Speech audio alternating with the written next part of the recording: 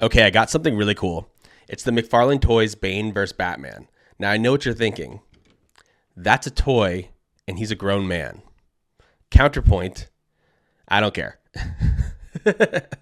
This thing is awesome. I have the comic that goes along with it, right? Which is really cool. Definitely going to talk about that. And then I have the omnibus that tells more of the full story. So yeah, I want to talk about Bane. I want to talk about Batman, this Nightfall run, and this really cool toy.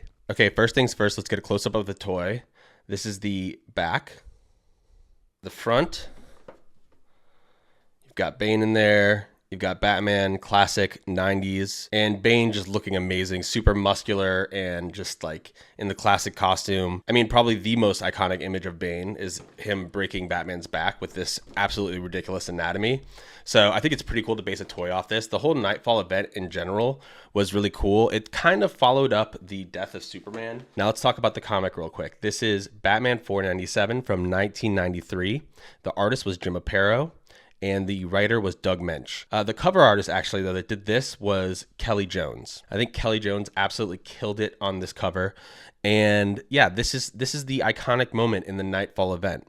So background on Bane. Bane spent the beginning of his life in a prison for like 17 plus years. I forget how many years it was, but decades. He was serving a sentence for his father's crimes. And he grew stronger and learned and grew more intelligent by reading every day.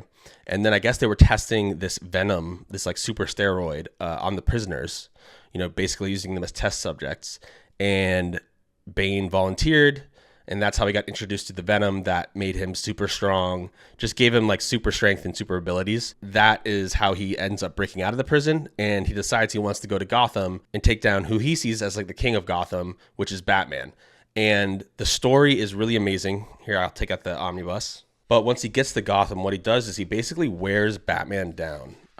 He's releasing people from prisons. You know, he's causing all kinds of mayhem in Gotham. And at this time, Batman is suffering from like extreme fatigue. He's even enlisted the help of like a psychiatrist and doctor to try to figure out what's wrong with him. And he just keeps getting bombarded by other criminals and Bane alike. And it gets to the point where he is so tired and so fatigued and so beat up that he just can't stand up against Bane anymore. Yeah, there it is. So this is Bane breaking Batman's back and putting him out of commission for quite a long time. This is iconic, and it's just really cool to have all three of these things, the omnibus, the actual issue where it went down, and the Mcfarlane toy that represents this crazy thing that happened to Batman where he got his back broken by one of his most notorious villains, Bane.